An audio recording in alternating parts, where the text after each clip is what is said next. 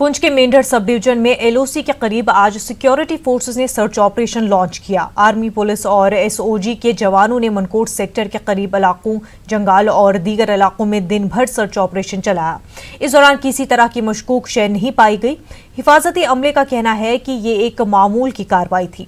बताया जा रहा है कि कल देर रात तक जिले के मेंढर सब डिवीजन के मनकोट सेक्टर में पाकिस्तानी आर्मी की जानिब से गोलाबारी की थी। उसमें बीएसएफ का एक जवान जख्मी हो गया था।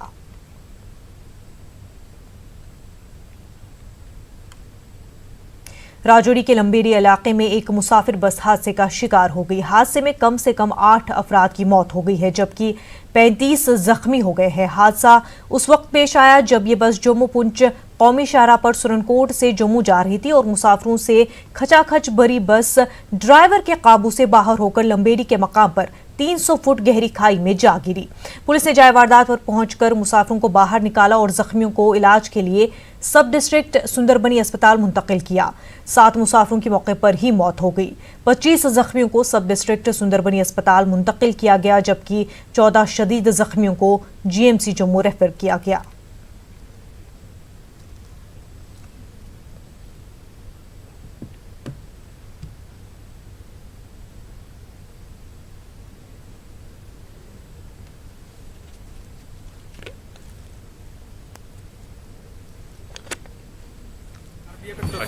तो सीआरपीएफ हमारी एम्बुलेंस आई हुई थी। यहाँ से हमें एडीसी का फोन आया हुआ था कि आप इधर आकर हेल्प करें हमारा। तो हमने एम्बुलेंस लाया जिसमें हमारी नर्सिंग असिस्टेंट और पूरी टीम के साथ में, जिसमें कि 13 रेफर किए गए हैं जम्मू, क्योंकि क्रिटिकल कंडीशन थी उनकी, जिसमें 10 अभी यहाँ एडमिट हैं, जिनकी अभी अंडर मॉनिटरिंग हम लोग। बानहल रेलवे लाइन पर बानहल के बनकोट इलाके में बुध की शाम जेर तामीर रेलवे टनल नंबर 77D शुमाली पोर्टल के अंदर मलबा गिर जाने की वजह से बनकोट के गांव में डर का माहौल है। जेर तामीर रेलवे टनल की जद में आने वाले गिरिपुरा बनकोट के मकीनों को टनल की 25 मीटर की सेंट्रल लाइन से निकल जाने का हुक्म दिया गया है।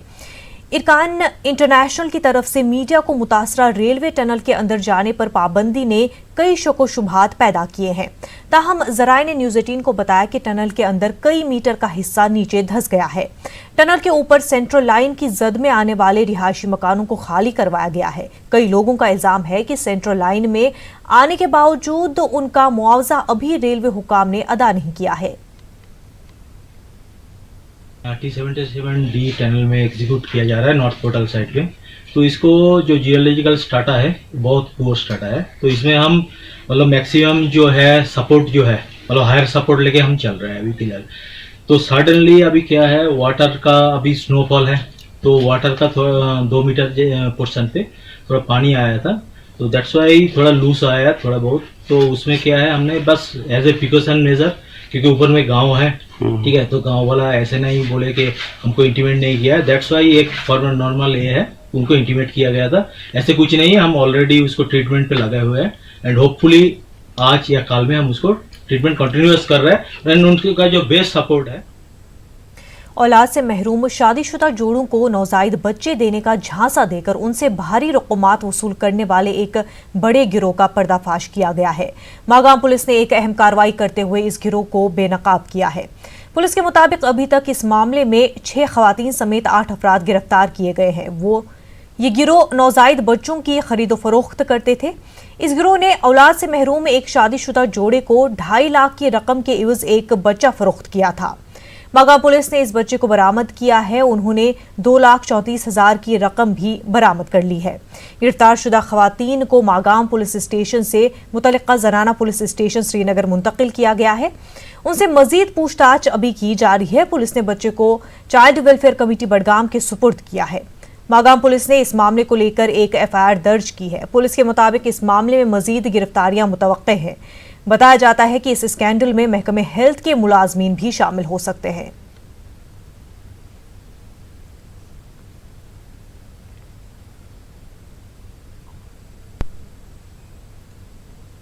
दो 2008 में मिसेस इंडिया इंटरनेशनल का खिताब हासिल करने वाली नुसरत परवीन जरगर ने श्रीनगर में मीडिया से बातचीत की। उनका कहना है पिछले साल उनको यहां से अयान तारिक खान नामी शख्स के ग्रुप के बीवी ने रुजू किया था। जरगर के मुताबिक अयान ने उनसे कहा कि वो कश्मीर की उन बेटियों जिन्होंने कुछ हासिल किया है के लिए तकसीम अवार्ड की तकरीब मुनक्किद कर रहे हैं। नुसरत के मुताबिक उन्होंने जायरा वसीम और सहाफ़ी निधि राजदान को भी एजाज देने की बात कही।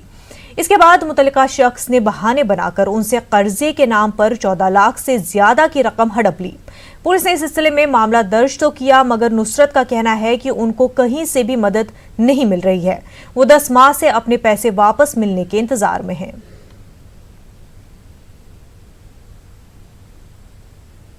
से हमेशा महाराष्ट्र में ही रही हूँ, यहाँ नहीं रही हूँ। मुझे सिर्फ 10 महीने हो गए यहाँ पे। हमेशा मैंने महाराष्ट्र में भी जितने मेरे इंटरव्यू हुए, मैंने बोला मैं कश्मीर की बेटी हूँ, लेकिन मुझे यहाँ आके चीट किया गया। मुझे पैसे तो रिटर्न वो कर नहीं रहा है और पुलिस स्टेशन के चक्कर काट काट के मुझे 10 महीने हो गए हैं। तो मैं अब किसके पास जाऊँ कि मुझे वो पैसे रिटर्न मिले। उन्होंने अपना एक अवार्ड शो रखा था, टैलेंटेड आइकॉन्स ऑफ कश्मीर। आपने इंटरनेशनल लेवल पे कुछ अचीव किया है तो आप भी इसमें आएंगी, क्योंकि आपका भी अवार्ड है। लास्ट जो इवेंट हुई थी बेटियां एक नहीं रहा, वो इवेंट ख़त्म होने के बाद जब मैंने उसको बोला पैसों के लिए, तो बोलता है मैम स्पॉन्सर्स ने मुझे पैसे नहीं दिए हैं। उसने ये बोल के अपना हाथ साफ कर लिया।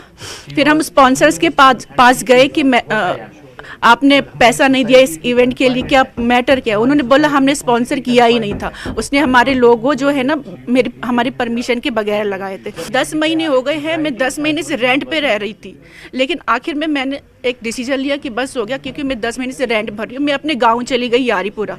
पुलिस स्टार्टिंग में तो उन्होंने मुझे ये बोला मैम हमने आपका ले लिया है कंप्लेंट, आप महाराष्ट्र में रहते हो, आप वापस चले जाओ, महाराष्ट्र हम देख लेंगे, कुछ होगा तो हम आपको बुलाएंगे। मैंने उनको बोला मैं नहीं जाऊंगी जब तक मेरा क्लियर नहीं कर देते हो। तो मैं ठान के बैठी थी। फिर मुझे लोग कभी इस पुलिस स्टेशन में बोलेंगे आप उसके पास जाओ, कोई बड़े ऑफिसर्स के पास जाओ, आप ये काम करेंगे, आपका वो काम करेंगे।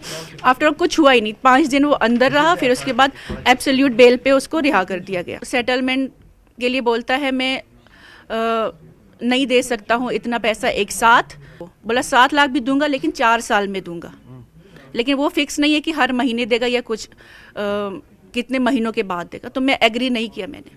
4 साल बहुत लंबा पीरियड है। नए साल की आमद पर बीजेपी की जानिब से अखनूर में 2020 मीट का इनकाद किया गया। साबिक वजीर श्यामलाल शर्मा, पार्लियामेंट मेंबर जुगल किशोर और साबिक नायब वज़ीर आला निर्मल सिंह मेहमान ने भी शिरकत की। बीजेपी के लीडरान ने मुल्क के तमाम लोगों को नए साल की मुबारकबाद दी। बीजेपी लीडरान का कहना है कि शहर तरमीमी एक्ट के बारे में लोगों को गुमराह किया जा रहा है। बीजेपी लीडरान का कहना है कि शहर तरमीमी कानून मुल्क के मफाद में है। उन्होंने कहा कि हिंदुस्तान में रहने वाले किसी भी शहरी को इस कानून से कोई नुकसान नहीं पहुंचेगा। 2020 सारे लिए शुभ हुए और 2019 ਜਿਹੜੀਆਂ ਅਸੀਂ ਅਚੀਵਮੈਂਟਸ ਕੀਤੀਆਂ ਕੇਂਦਰ ਸਰਕਾਰ ਨੇ, ਚਾਹੇ 370 ਤੋੜਿਆ, 35A की ਤੋੜਿਆ, ट्रिपल तलाक ਜਿਹੜੀ है उसी ख़त्म किया, चाहे वो सिटीजन अमेंडमेंट एक्ट जोड़ा है उसी लागू करने की गल है। और वो लोग जोड़े पीड़ित है अफगानिस्तान, पाकिस्तान और बांग्लादेश जो माइनॉरिटीज़ हैं, जो हिंदू, सिख, ईसाई, बौद्ध, जैन, उन्हें जरा है सिटीजनशिप देने की गल है, चाहे वो नैशनल रजिस्टर बनाने की गल है। ये सारे जोड़े काम ने वो पिछले 2019 होए न। असें सारे लोगों आख्या कि 2020 जोड़ा है वो संकल्प लीए कि जोड़ा राष्ट्रीय मुद्दा न और जो राष्ट्रीय जो एजेंडा है इसे अस लोगों तक ले जाइए, क्योंकि काफ़ी लोग जो ना गुमराह करा करते हैं। मैं बताना चाहता हूं आपको कि जहां पर कुछ सियासी ऐसी पार्टियां हैं, विशेष तौर पर कांग्रेस और दूसरी पार्टियां, ये देश का अमन और चैन जो है वो बिगाड़ना चाहती हैं। ये देश अमन और शांति के साथ आगे बढ़ रहा है। जम्मू कश्मीर में अमन और शांति है, यहाँ का माहौल बिगाड़ने का प्रयास कर रही है, वो उसमें सफल नहीं होंगे। रही बात कि वही जहाँ के जो नौजवान हैं उनके रोजगार की बात और जहाँ के जो जिम्मेदार हैं उनकी ज़मीनों की बात, जहाँ की ज़मीनें भी किसानों के पास रहेंगी, जम्मू कश्मीर का रोज़गार जो है वो जम्मू कश्मीर के नौजवानों को मिलेगा। इससे कोई छेड़छाड़ जो है वो नहीं की जाएगी। जिला कठुआ में बीजेपी दफ्तर में जम्मू कश्मीर बीजेपी के तर्जुमान एडवोकेट सुनील सेठी ने शहर तरमीमी एक्ट को लेकर कठुआ में एक प्रेस कॉन्फ्रेंस का इनकाद किया। उन्होंने इसे मोदी सरकार का अच्छा कदम करार दिया। इस मौके पर उन्होंने कहा कि कश्मीर में अमन का माहौल बहाल हो गया है।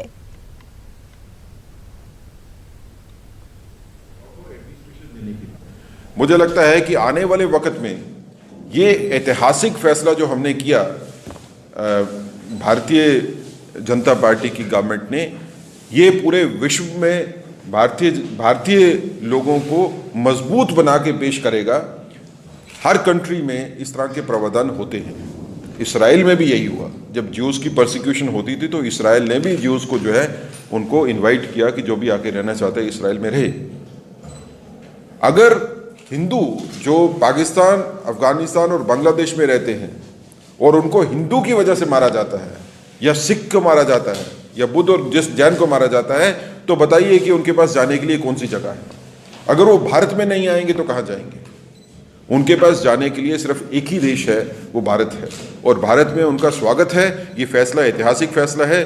भारतीय जनता पार्टी इसमें गर्व महसूस करती है कि भारतीय जनता पार्टी की गवर्नमेंट दिल्ली में होने के बाद ये फैसला हुआ, और आने वाले वक्त में इस फैसले से जो अच्छे नतीजे सामने आएंगे। महकमे बिजली में काम कर रहे डेलीवेज मुलाजमीन ने दूसरे रोज भी पुलवामा में अपनी मांगों को लेकर एहतजाज किया। इन एहतजाजी मुलाजमीन का कहना है कि उन्हें मुस्तकिल किया जाए। उनका कहना है कि सख्त तरीन हालात में भी वो अपने फ़राइज़ अंजाम देते आ रहे हैं, मगर उनके मुतालबात की जानिब तवज्जो नहीं दी जा रही है। उन्होंने कहा कि अगर उनकी मांगों की तरफ तवज्जो नहीं दी गई तो वो एहतजाज में शिद्दत लाएंगे। महकमा है और इसमें SRO 43 को आगे भी रोबा अमल लाया जाना चाहिए। और हमारी डिमांड है गवर्नमेंट से, अगर गवर्नमेंट अभी भी नींद गफलत से नहीं जागी तो हमारी एहतजाज में और शिद्दत आएगी। हमने परसों एक प्रोग्राम और रखा है 4 जनवरी को, जो सर्कल लेवल पे प्रोग्राम होगा। इसलिए आपकी वसादत से, आपके माध्यम से मैं तमाम अपने मुलाजमीन से गुजारिश करना चाहता हूँ कि वो इसमें शिरकत करें। इलेक्ट्रिक डिवीजन बारामूला में काम कर रहे नीड बेस्ड और कैजुअल लेबरर्स ने महकमे के खिलाफ एहतजाज किया। यह एहतजाजी बकायाजात तनख्वाहों और उनकी नौकरियों को मुस्तकिल करने का मुतालबा कर रहे थे। उनका कहना था कि दूसरे अजला के आर्जी मुलाजमीन की नौकरियों को मुस्तकिल किया गया है और उनकी तनख्वाहें भी मुकर्ररा वक्त पर वागुजार की जाती है, ताहम उनकी मांगें काफ़ी अरसे से पूरी नहीं की जा रही हैं। इलेक्ट्रिक डिवीजन बारामूला दलबीर सिंह ने कहा कि मामले को आला हुकाम की नोटिस में लाया गया है। हमें 12-12, 13-13, 15-15, 20-20 साल हो गए। 2017 और 2018 में सावत के डिवीजनों में जो लड़के हैं उन्होंने उनको रेगुलर किया है। इसमें बारामूला डिवीजन जो अभी पड़ा हुआ है, जिसमें 2005 के, 2000 के, 2007 के, 2008 के वो सब पड़े हुए हैं। और मैं गवर्नर साहब और यहाँ के जो DC साहब है उसको रिक्वेस्ट करता हूँ कि आप ये हमारी जो ये मांग है इस पर गौर करें और हमारा हक दे दें। डिपार्टमेंट ने हमको खत्म किया है। आज 15-15 साल हो गया। जब सिस्टम बैठता है हम PDD में हम ही चलाते, कैजुअल लेबर हमें खत्म किया। रेगुलर कोई नहीं चलाते, रेगुलर अपने घर में बैठते, हमें डिलीवरी को निकालते, हमें काम चलाते, सब सिस्टम हम चलाते। अगर हमारी मांगी पूरी नहीं हो गई 1 हफ्ते के अंदर अंदर हम रोड पर निकलेगा। हायर अथॉरिटीज़ उन केसेस को देख रही है, तो मुझे उम्मीद है कि जल्दी ही उसके बारे में कोई डिसीजन ले लेंगे। हायर अथॉरिटीज़ को मालूम है कि ये इनकी जो डिमांड है रेगुलराइजेशन की, उस पर वो काम कर रहे हैं। It is under consideration. और सैलरीज भी टाइम टू टाइम जो है वो आती रहती है और इनको डिस्ट्रीब्यूट की जाती है। टंगमर्ग और कुंजुर में महकमे बिजली में अरसदराज से काम कर रहे आर्जी मुलाजमीन ने भी एहतजाजी मुजाहिरे किए। ये एहतजाजी अपनी नौकरियों को मुस्तकिल करने और रुकी पड़ी तनख्वाहें वागुजार करने की मांग कर रहे हैं। ये आर्जी मुलाजमीन गवर्नर इंतजामिया से मुतालबा कर रहे हैं कि उनकी नौकरियों को जल्द मुस्तकिल किया जाए। एहतजाजियों का कहना है कि आज तक उन्हें सिर्फ वादे हासिल हुए हैं। जो हमारा DP से आज 1 साल पहले हुआ, आज तक अभी उसको नज़रसानी में रखा गया है, कुछ मतलब हुआ नहीं। जो हमारे ऑर्डर्स है वो बंद है, क्यों है? और जो हमारे सीनियरिटी लिस्ट जो निकला है आज तक उनको DPC नहीं हुई है। और जो हमारा तनख्वाह है 1 साल में हमें कम से कम 1300-1400 रुपया देते हैं टोटल। तो हम क्या करेंगे? हमारे पीछे फैमिली है, जो हमारी जो तनख्वाह है वो अभी तक हमें मिली नहीं। 10 साल से हम परेशान है इस डिपार्टमेंट से, पीडीडी डिपार्टमेंट से। हमारे भी पीछे परिवार हैं, साल में हमें सिर्फ 2500 रुपये मिलते हैं तनख्वाह, वो होते 200 रुपये हर महीने की तनख्वाह। हम चाहते हैं कि हम भी पीडीएल है और दूसरे डिपार्टमेंट में पीडीएल होते हैं, जैसे कि पीएचई में, म्युनिसिपैलिटी में और कई डिपार्टमेंट हैं जिसमें हम देखते हैं कि हर महीने उनको तनख्वाह आती है, मगर हमारे डिपार्टमेंट में कोई भी ऐसा पैसा नहीं आता है। जम्मू कश्मीर के जेलों में कैदियों को उनके अहल खाना से मुलाकात करने के लिए एक नया तरीकाकार अपनाने का फैसला किया गया है। पहले मरहले में श्रीनगर और जम्मू के सेंट्रल जेलों के अलावा जम्मू की जिला जेल में ये सहूलियत मैसर कराई गई है। कैदी अपने अहल खाना से टेलीफोन के जरिए बात कर सकते हैं। एक रिपोर्ट।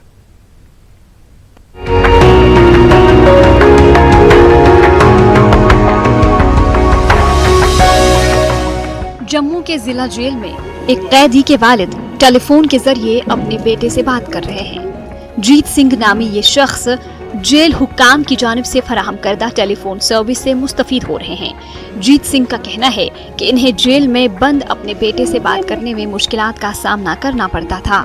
शोरगुल की वजह से वो ठीक से बेटे की बात नहीं सुन पाते थे। उनका कहना है कि अब कैदियों से बात करना आसान हो गया है और वो इसके लिए खुश हैं। पहले जब आते थे हम लोग तो शोरगुल में हमें कुछ भी सुनाई नहीं देता था, हमारी बात उनको तक नहीं कम पहुंचती थी। हम कहीं तो वैसे लिसनिंग में प्रॉब्लम होती है तो उनकी बात हमारे तक नहीं पहुंचती थी। अभी जो है फ़ोन कम्युनिकेशन हुआ है, इससे दी बेस्ट सबसे अच्छा सिस्टम हुआ है और बैठने की सुविधा भी अच्छी है और इलेक्ट्रिसिटी भी ठीक है, सब ठीक है इस वक्त। ऐसा सिस्टम नहीं था, शोर वगैरह होता था तो बात नहीं सुनाई थी। जब से ये सिस्टम शुरू हुआ है तो बड़ा अच्छा लगा है। बड़ी आसानी से हम बड़े आराम से बात करते हैं बैठ के, तो बड़ा अच्छा लगता है। यहाँ पे हम आते थे तो बैठने की जगह नहीं थी बाहर, तो ऐसे हम धूप में खड़े होते थे। गर्मियों का मौसम होता था, बड़ी धूप होती थी, तो फिर आए तो यहाँ देखा बाहर की जेब बना हुआ है, जो बैठने की जगह बनी हुई है, बड़ी अच्छी तरह से सारे बैठते हैं और फिर सबका यहाँ पे बड़ा अच्छा कोऑपरेशन है। जम्मू के डिस्ट्रिक्ट जेल में बंद अफराद भी जेल हुक्काम के इस इक़दाम की काफ़ी सताइश कर रहे हैं। उनका कहना है कि वो अब अपने अहले खाना से बिला किसी रोक टोक के टेलीफोन के जरिए बात कर सकते हैं और अपने दिल का बोझ हल्का कर सकते हैं। पहले वो जंगले में होता था ना, तब दूर दूर था थोड़ा, तब सुनाई थोड़ा कम देता था। अब ठीक है फ़ोन में, अब फ़ोन का हो गया, ये शीशे वगैरह हर सब ठीक है। हुक्काम का कहना है कि महकमे जेल ने कैदियों की सहूलत के लिए ये कदम उठाया है। उनका कहना है कि पहले मरहले में जम्मू कश्मीर के 3 जेलों में ये सहूलत मुयस्सर होगी। मुस्तकबिल में तमाम जेलों में ये सहूलत मुयस्सर कराई जाएगी। उनका कहना है कि इससे कैदियों को उनके अहले खाना से बेहतर ढंग से बात करने का मौका फराहम होगा। हमने prison inmate calling system install किया है, जिसके ज़रिए से इनमेट्स अपने परिवार को फ़ोन पे बात कर सकते हैं, जो हम लोग पहले से वेरीफाई करते हैं और वो सिस्टम हम बाकी जेलों में भी ले जा रहे हैं। हमारा प्रिजन महकमे का मोटो है केयर, कस्टडी, करेक्शन।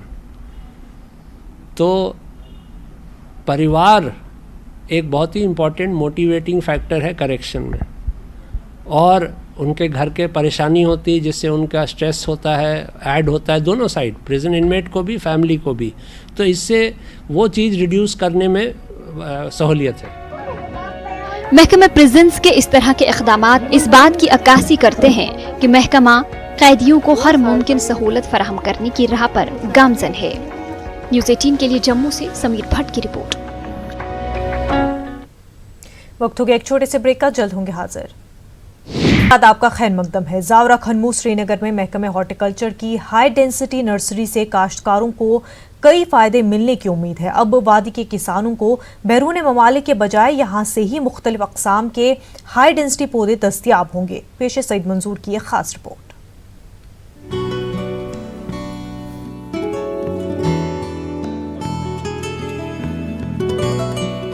वादी के लोगों को अब हाई डेंसिटी पौधों के लिए महीनों इंतजार करने की जरूरत नहीं होगी, क्योंकि महकमे हॉर्टिकल्चर की कोशिशों से किसानों को अब कश्मीर में ही मुख्तलिफ अक़साम के हाई डेंसिटी पौधे दस्तयाब होंगे, जिनमें खुबानी, नाशपाती, आड़ू, सेब, अखरोट और चेरी के पौधे शामिल हैं। महकमे के एक अफसर के मुताबिक पहले किसान अपने एक कनाल जमीन में 5 पौधे लगाते थे, जिससे उन्हें ज्यादा फायदा नहीं मिल पा रहा था। ताहम ये हाई डेंसिटी पौधे एक कनाल जमीन में 50 के करीब लगाए जा सकते हैं और चंद सालों में ये पौधे फसल देना शुरू करेंगे। फ्रंट पोर्शन है इसका, ये सेंटर ऑफ एक्सीलेंस है। यहाँ पर हमने 300 कलान में प्लांटेशन करनी है। इसमें हमने प्लम, पियर, एप्रिकॉट, पीच, एप्पल, पियर, वॉलनट, आलमंड, ये प्लांटेशन हमें यहाँ पर करनी है। ये इम्पोर्टेड वैरायटीज़ है, इसका साइज़ भी अच्छा है, कलर भी अच्छा है, मार्केट वैल्यू भी अच्छा है। ये नर्सरी जदीद टेक्नोलॉजी से लैस है। इसमें 2 प्रोजेक्ट्स पर काम चल रहा है। यहाँ पर किसानों की ट्रेनिंग के लिए एक तरबियती मरकज भी है। नर्सरी में 20 हाईटेक ग्रीन हाउसेस मौजूद हैं। Every type of technology will be demonstrated here. तो इसमें जो हमारे ग्राफ्टेड वॉलनट है, हमारा एप्पल है, इसमें स्टोन फ्रूट्स है, जो उम्दा वैरायटीज़ जो फॉरेन की वैरायटीज़ हैं, ये तो उनकी यहाँ टेस्टिंग चल रही है और आगे इन फ्यूचर उनका बडवुड भी अवेलेबल होगा और लोगों के लिए एक नमाइशी प्लॉट्स यहाँ लगाए जाएंगे, जिससे लोगों को पता चलेगा कि अच्छी अच्छी जो वैरायटीज़ हैं, हाईटेक वैरायटीज़ हैं, उनका हमारे यहाँ वैली में क्या फ़ायदा हो सकता है। महकमे हॉर्टिकल्चर के डायरेक्टर एजाज अहमद भट्ट कई मरतबा इस नर्सरी का मुशाहिदा कर चुके हैं। इनका कहना है कि जदीद टेक्नोलॉजी से आरास्ता यह नर्सरी काश्तकारों के लिए काफी सूदमंद साबित होगी। इंशाल्लाह आने वाले 1-2 साल में हम पहले तो हम फ्रूटिंग देखेंगे, फ्रूटिंग कैसी होगी, ये टेस्टिंग में भी चल रहा है। जब फ्रूटिंग हमें अच्छी लगेगी तो हम इसमें फिर प्रोपेगेट बनाएंगे, प्लांट खुद अपने बनाएंगे। इसी तरह जो वालनट का हमारा है, तो वालनट में भी हमें अगले 2 साल में इंशाल्लाह 20,000 प्लांट हर साल हम प्रोड्यूस कर सकेंगे। हमारे यहाँ आपने खुद देखा होगा कि 20 ग्रीन हाउसेज जो हाईटेक ग्रीन हाउसेज वो लगे हैं। इसी तरह यहाँ सेंटर ऑफ एक्सेलेंस जो है एप्पल का, इसमें भी हमारे ग्रीन हाउस भी हैं और शेड हाउस भी, और एक बिल्डिंग भी आपने देखी होगी। इसमें हमारा एक तो फार्म स्कूल है, जिसमें अपने फार्मर्स और अपने जो एम्प्लॉयज़ हैं उनको ट्रेनिंग दिया करेंगे, और इसमें हमारा ये टेस्टिंग का भी होगा फैसिलिटी। इसमें वेदर स्टेशन भी होगा, जो इस एरियाज़ में हमें वेदर की कंडीशन पहले ही एडवांस में बताया करेगी, और इसमें जो भी लेटेस्ट फैसिलिटीज़ हैं वर्ल्ड के दूसरे एरियाज़ में, वो फैसिलिटीज़ यहाँ दी जाएगी। इस हाईटेक नर्सरी से किसान किस कदर मुस्तफीद होंगे, ये तो आने वाला वक्त ही बताएगा। न्यूज़ 18 उर्दू के लिए सैयद मंजूर की रिपोर्ट। समाज को मंशियात से पाक करने की गर्ज से आज वादी के कुछ नौजवानों ने कस्बे अवंतीपुरा से एक बाइक रैली निकाली। ये रैली कन्याकुमारी तक जाएगी। इस रैली का मकसद लोगों में मंशियात के मुज़र असरात से मुतल्लिक़ बेदारी पैदा करना है। समाज से मंशियात जैसी बिद्दत को ख़त्म करने के लिए इक़दाम किया जा रहा है। नौजवानों का कहना है कि उन्होंने अपने खर्चे पर इस मुहिम का आगाज़ किया है।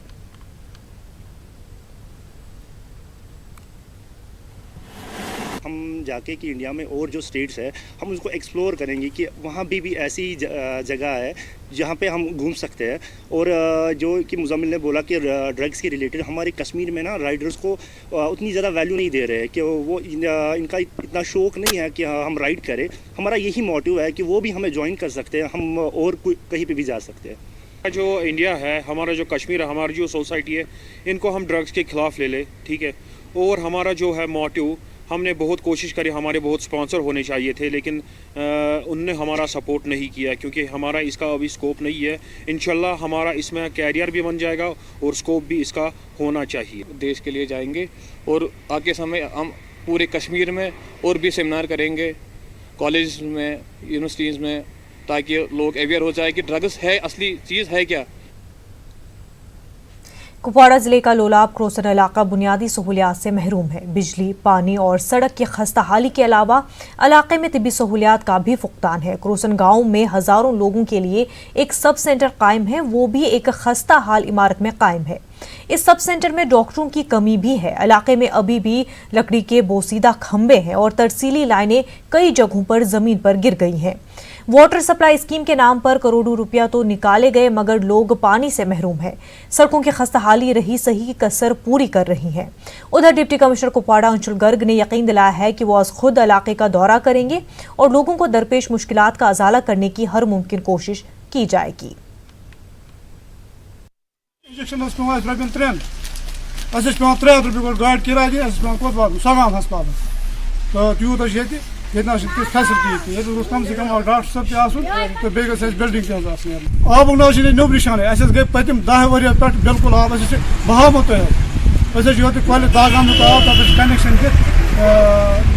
माल ती आब खान तक पे बाथरूम तह शालगुंड पे आब बिजली वो तो थम तो तार पे बिजली नाम निशान 4 घंटों मज यह घंटे 1.5 घंटे बिजली 10 मिनट तो चटान से बिजली बस यही हाल ये बिजली हूँ तो आब जबरदस्त प्रॉब्लम। बड़ी इंपॉर्टेंट चीज़ आपने हमारे नोटिस में लाई क्योंकि हेल्थ सर्विसेज पे हमारा खास फोकस है जिले का, क्योंकि हमारा जिला एक एस्पिरेशनल डिस्ट्रिक्ट भी है। तो डेफिनेटली हम जो हेल्थ सेंटर के लिए जो भी एडिशनल रिक्वायरमेंट्स होगी इंफ्रास्ट्रक्चर की या उसको शिफ्ट करने के लिए या नई बिल्डिंग बनाने के लिए उसके ऊपर हम काम करेंगे। बट चूंकि आपने एक नई चीज़ इस जहन में लाई है कि उस पंचायत में शायद बहुत और सारी सर्विसेज भी मिसिंग हैं, तो उसके लिए जो हमारी रिसेंट विजिटिंग ऑफिसर वहां गए थे बैक टू विलेज के अंदर, उसके उन्होंने एक जो हमारे पास बुकलेट सबमिट किया उसका हम एक डिटेल्ड मुलाजा करेंगे और जो भी इंटरवेंशन हमारे लेवल पर पॉसिबल होंगी वो डेफिनेटली एट द अर्लीस्ट हम प्लान करेंगे। हुमावा बैनुल-अक़वामी एयरपोर्ट से श्रीनगर के रास्ते पर अवामी बैतुल-खुलाएं न रहने से लोगों को मुश्किलात दरपेश है। श्रीनगर एयरपोर्ट रोड खूबसूरत नज़ारों की वजह से मशहूर है और इस रूट पर सयाह और अहम शख्सियात का गुजर होता है। इलाके के लोगों ने हुकाम से अपील की कि इस रास्ते पर पब्लिक टॉयलेट्स तामीर किए जाएं ताकि लोगों खासकर सयाहों को दुश्वारियां पेश न आएं।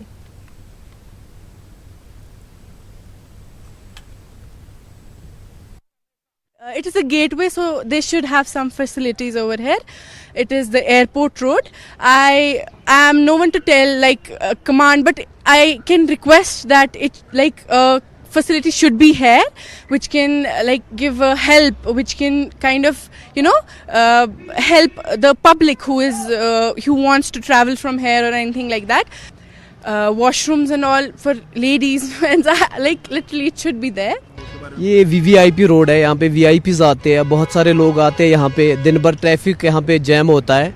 लेकिन उसके लिए गवर्नमेंट को चाहिए था कि यहाँ पे कुछ फैसिलिटीज़ रखनी चाहिए थी उनको, यहाँ पे वॉशरूम होने चाहिए, लेडीज़ होती है उनके साथ, बहुत सारे लोग आते हैं यहाँ पे। एयरपोर्ट रोड है, आपको पता होना चाहिए यहाँ पे बहुत सारे लोग जाते हैं, जिनको भी कहीं जाना होता है वो इसी रोड से जाते हैं। लेकिन जब यहाँ पे ऐसी फैसिलिटीज़ नहीं है तो दूर की बात है, वहाँ दूर जो गांव में रहते हो या कहीं और पे, वहाँ पे तो ये फैसिलिटीज़ नहीं होंगी। बाथरूम के लिए मस्जिदों में जाना पड़ता है और घर वालों के अंदर जाना पड़ता है, क्योंकि ये हाजत बशरी ज़रूरी है, इसके लिए होना चाहिए। और मैं अपील करता हूँ खासकर गवर्नमेंट से कि वो इसके मुतलिक इनिशिएटिव ले और बाथरूम की फैसिलिटी हर जगह तो होनी चाहिए और ख़ासकर इस एरिया में इसका होना ज़रूरी है, क्योंकि टूरिस्ट का रश भी होता है, लोगों का आना जाना भी बहुत ज़्यादा है। तो हम चाहते हैं कि यहाँ पे ये फैसिलिटी जो है ना इम्पोर्टेंट नीड है। एक छोटा सा ब्रेक लेंगे, जल्द होंगे हाजिर। जम्मू श्रीनगर कौमी शाहराह गुज़िश्ता दिन से ट्रैफिक की नक़्ल हमल के लिए बंद है। जिला रामबन के डगडोल इलाके में चट्टानें खिसकने और मिट्टी के भारी तोदे गिरने से शाहराह बंद है। शाहराह पर बहाली का काम तो शुरू किया गया है, लेकिन अवाम का इल्ज़ाम है कि तामीराती कंपनी की जानिब से सुस्त रफ्तारी से काम की वजह से इसमें इतनी ताख़ीर हो रही है, उसका सारा खमियाजा मुसाफिरों को भुगतना पड़ रहा है। शाहराह पर कई एम्बुलेंस लाशों को लेकर दरमांदा है। मुसाफिर कई किलोमीटर पैदल सफ़र करने पर मजबूर है। वाज़ेह है कि शाहराह के बंद होने से डगडोल, मगरकोट, रामसू, नाचलाना और बानेहल में हज़ारों गाड़ियाँ दरमांदा है। मुसाफिरों और मकामी लोगों को सख्त मुश्किलात दरपेश हैं। इलाहाबाद में एक्सीडेंट हो गया, हमारा लड़का एक मर गया, वहाँ पर बिजली की करंट लग गई। अब हम कल पहुँचे यहाँ पर, कल 9 बजे से हम यहाँ ही फंसे हुए हैं। ये टनल ये क्लियर नहीं होती है, स्लट क्लियरनेस नहीं होती है, बहुत बड़ी परेशानियों का मुकाबला करना पड़ रहा है। हमको न पानी मिल रहा है, न खाना मिल रहा है, न कुछ मिल रहा है। जो यहाँ से नीचे से रोड खोदते हैं तो ऊपर से इनकी वो स्लाइड आ रही है, उनको आसानी हो जाती है, ये ऊपर खोदने की जरूरत ही नहीं है इनको। अब रोड इसीलिए ब्लॉक हो रहा है। आज तीसरा दिन है यहाँ पे, और डेड बॉडी यहाँ पे 5 डेड बॉडी पड़ी है, 5 डेड बॉडी पड़ी, इनको कोई देख नहीं रहा है। आप पीछे चल के देखे, छोटे छोटे बच्चे रो रहे हैं, बुरी हालत है। 2 मशीनें लगी हुई हैं, पिछले 24-30 घंटे से रोड खुली नहीं है। भूख से लोग मर रहे हैं, पानी पीने के लिए 10 किलोमीटर दूर जाना पड़ रहा है। यहाँ रूल ऑफ एडमिनिस्ट्रेशन जो है वो 0 है इस पॉइंट पे, क्योंकि हम बानाहल रेलवे स्टेशन बाई वॉक आए यहाँ तक और यहाँ से फिर ट्रैकिंग रूट से ऊपर आए। एक हमारे साथ एक प्रेग्नेंट महिला भी थी। अगर 4 लाइन रोड बनाना है तो उसके लिए फिर टाइम भी कम होना चाहिए ना। 5-6 साल से काम चल रहा है, ये तो पूरा नहीं हो रहा। बिल्कुल कंपनी की इतनी नेग्लिजेंस है, लोगों को खज्जल और दरबदर करके रखा है, इन्होंने दरमांदा करके रखा है लोगों को। कहीं डेड बॉडियाँ मैंने देखी यहाँ पे, कहीं लोग जो मुसाफिर है 20-10 किलोमीटर नीचे दरिया में उतरते हैं, उसके बाद ऊपर से चढ़ते, इतना रिस्क ले रहे हैं और इन कंपनी वालों को कोई भी नहीं पूछ रहा है। मैं LG गवर्नर साहब से गुजारिश करूँगा कि फौरी तौर से इस हाईवे का एक टूर करे और देखे कि इसमें जो हालात बनी हुई है। मैं दिल्ली से आ रहा हूँ और यहाँ पर मैं आता रहता हूँ, हालात यही देखता हूँ कि आए दिन कभी कहीं पे पक्षी आ रही है, कहीं कहीं पहाड़ टूट रहे हैं और आदमी यहाँ दर बदर होता है। और मैं ये देख के मेरे को बड़ा अफसोस होता है, क्योंकि यहाँ के जो लोग हम जी कैसे रहें ये मैं समझ नहीं पाता हूँ, क्योंकि बहुत ही परेशानी का जो सामना, मैं कहता हूँ ये अफसर है ना, इन्हों को 24 घंटे यहाँ रख रहा, इनको देखेगा कि यहाँ पे आदमी कैसे रहता है, आम आदमी। भद्रवाह में फौज ने अपनी समाजी जिम्मेदारी के तहत वुमेन एम्पावरमेंट सेंटर कायम किया है, जहां पर दूर दराज गांव की खवातीन को अचार बनाने समेत खाने की दीगर अशिया तैयार करने की तरबियत फराहम की जा रही है। राष्ट्रीय राइफल्स के commanding officer colonel DD Pandey ने सेंटर का मुआयना किया। उन्होंने कहा कि भद्रवाह के दिही इलाकों की समाजी और माशी तौर पर कमज़ोर 75 खवातीन को अचार बनाने की तरबियत दी जा रही है ताकि वो बाइख्तियार बन सके। इन खवातीन ने भी फौज के इस इक़दाम की सताइश की और कहा कि उन्हें फ़ायदा हासिल हो रहा है।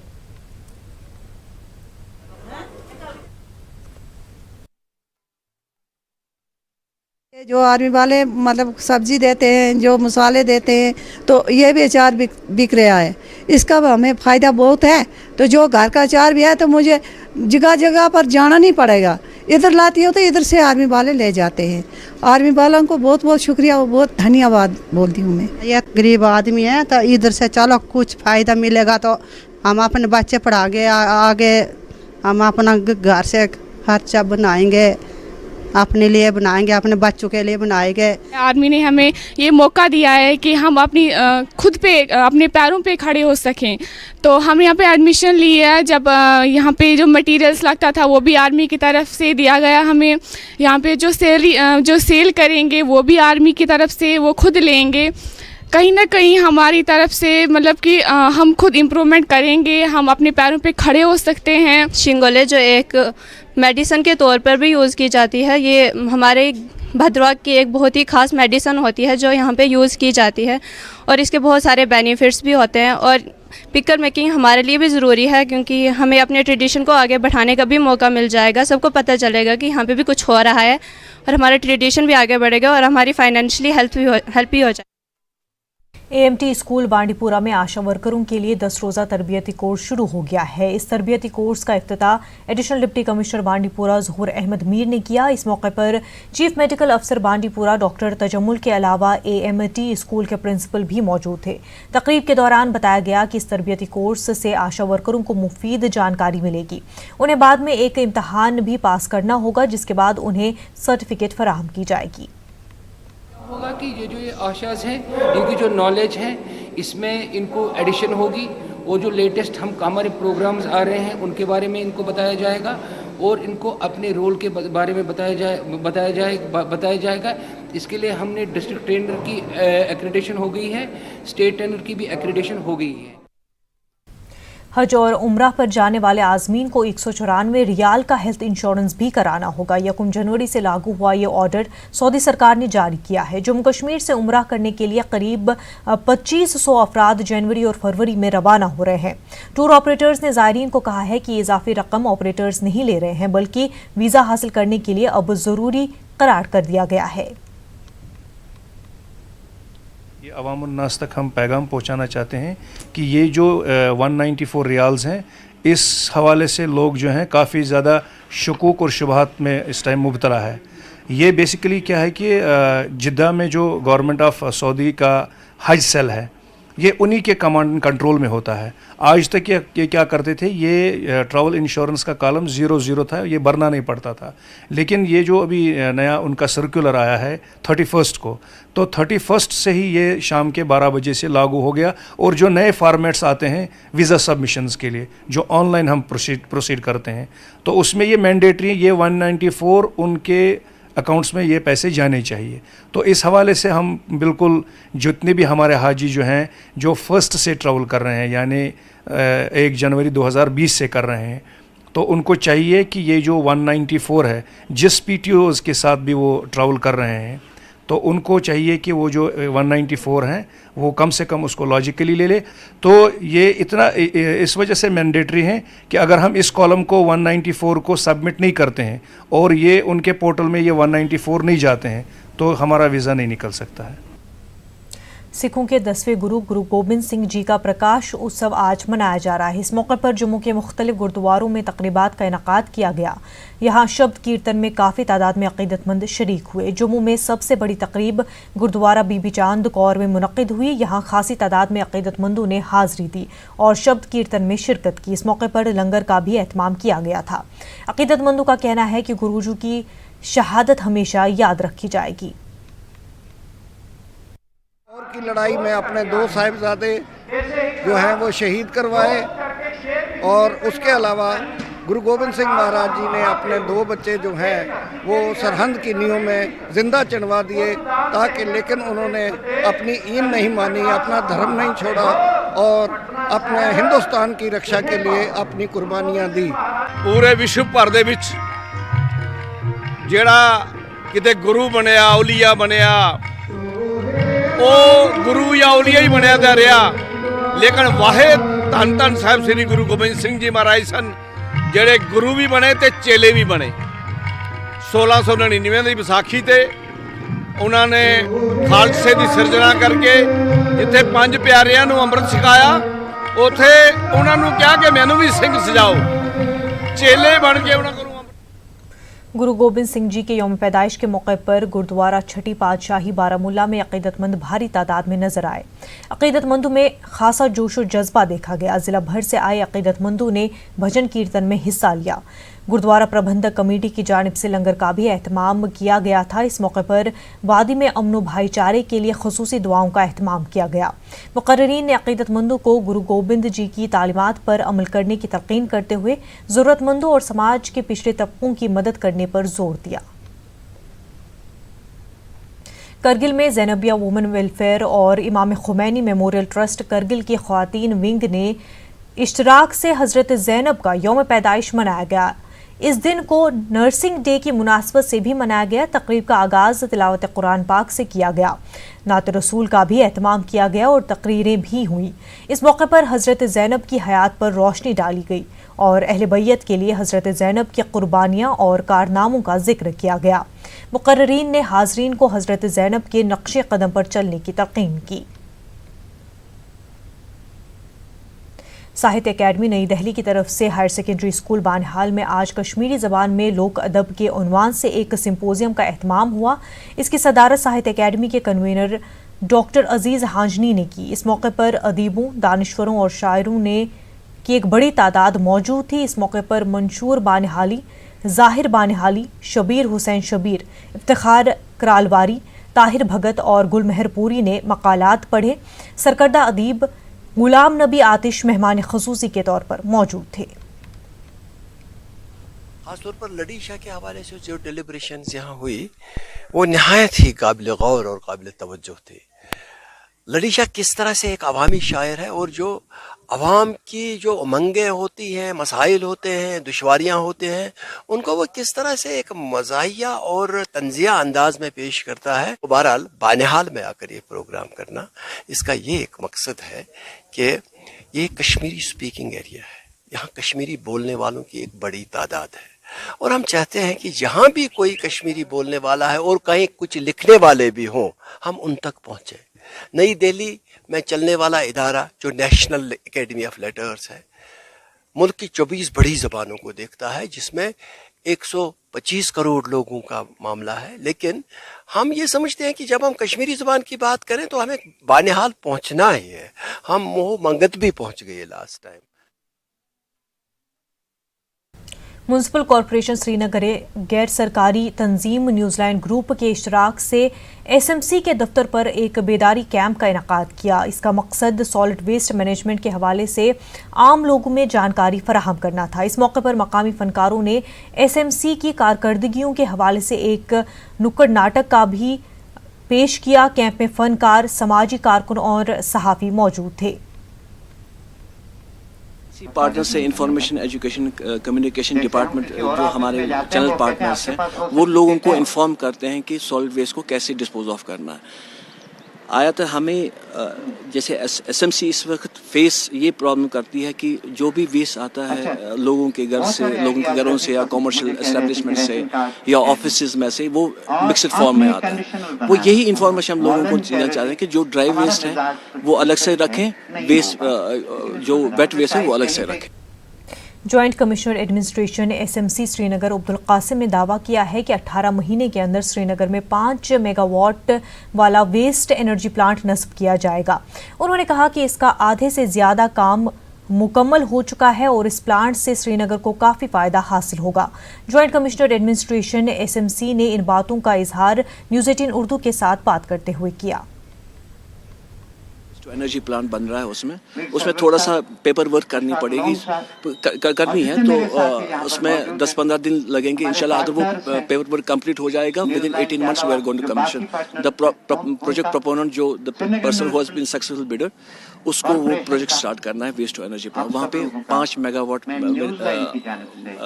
वेस्ट टू एनर्जी प्लांट लगाना है। जो वेस्ट को यूज करेगा वो 5 मेगा।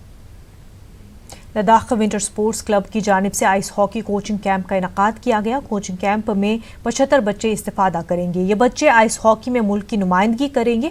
बच्चों के सरपरस्तों और दीगर लोगों ने लद्दाख विंटर स्पोर्ट्स क्लब के इस इक़दाम की सताइश की।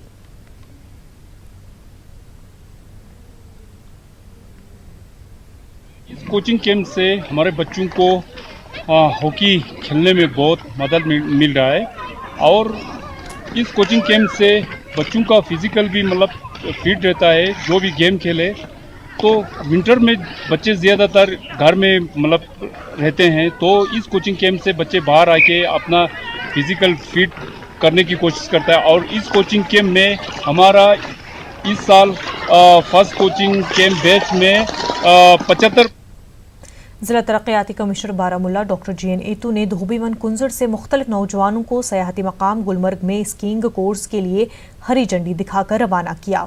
ये नौजवान यूथ सर्विसेज एंड स्पोर्ट्स के जरिए गुलमर्ग में स्कीइंग कोर्स करेंगे। नौजवानों ने इस पर खुशी का इजहार किया। उन्होंने कहा कि हर साल गुलमर्ग में सरमाई खेलों में हिस्सा लेने के लिए नौजवानों को मौका मिलना चाहिए। हमने कुछ नौजवानों को यूथ सर्विस सपोर्ट्स के ज़रिए से सिलेक्शन करी है। उनका बाकायदा 1 हफ्ते का बैच गुलमर्ग में जो है आज हमने यहाँ से फ्लैग ऑफ किया 20 बच्चों का बैच, और एक और बैच भी हम करने जा रहे हैं जिनको वहाँ स्कीइंग में 1 हफ्ते की ट्रेनिंग दी जाएगी। ऐसे बैचेस हम और भी भेजने जा रहे हैं, न सिर्फ कि स्कीइंग के हवाले से बल्कि चाहे फुटबॉल हो, वॉलीबॉल हो, हॉकी हो या क्रिकेट के हवाले से। और ये सारा इंफ्रास्ट्रक्चर हम आने वाले दिनों में तैयार करने जा रहे हैं। लद्दाख खित्ते में सर्दियों में जिम एक मुफीद मशगला साबित हुआ है। दरअसल लद्दाख फिटनेस नामी एक तंजीम ने चंद साल कबल एक जिम कायम किया। वक्त के साथ साथ लद्दाखी नौजवान सर्दियों के अयाम में जिम की तरफ रागिब हो गए और मंशियात और दीगर बुरी आदतों से बच निकलकर जिम में आकर अपनी सेहत और खेलकूद की तरफ माइल हो गए। -20 से ऊपर सर्दी के अयाम में लद्दाख खित्ते में जिम एक कारआमद और मुफीद खेल साबित हुआ।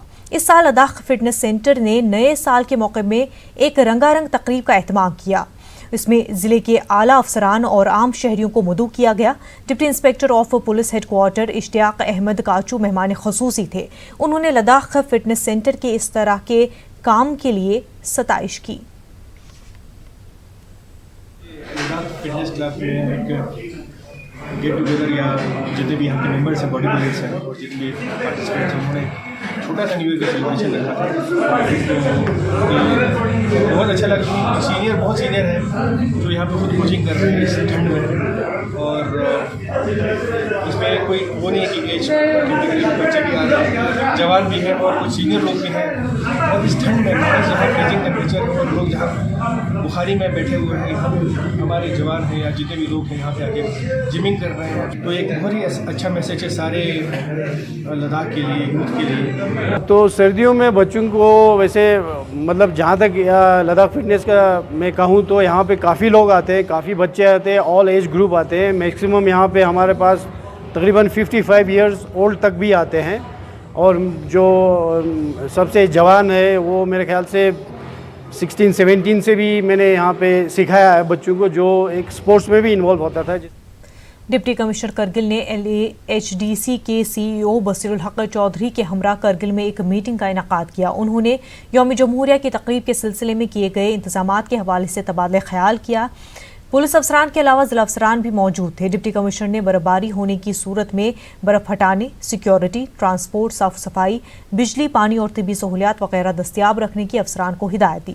इस मौके पर यह फैसला लिया गया कि कौमी परचम लहराने की तकरीब खरी सुल्तान चू स्टेडियम में अंजाम दी जाएगी। मुतल्लिका अफसरान को मुख्तलिफ शोबों में नुमाया कारकर्दगी काम मुजाहरा करने वाले नौजवानों को नामजद करने की भी हिदायत दी ताकि यौम जमहूरिया के मौके पर उन्हें तहनीत पेश की जा सके।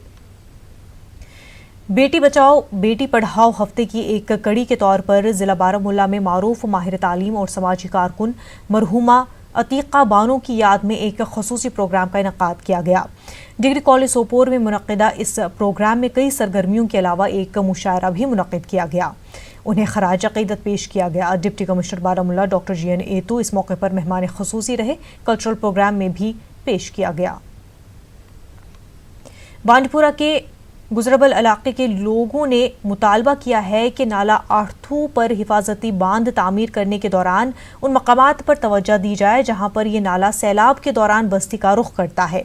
लोगों का कहना था कि वो नाले के इर्द गिर्द हिफाजती बांध तामीर करने पर खुश हैं, ताहम उनका मुतालबा है कि जहां जहां ये नाला सैलाब के दौरान बस्ती को मुतासिर करता है उन मकामात पर भी बांध तामीर किए जाए।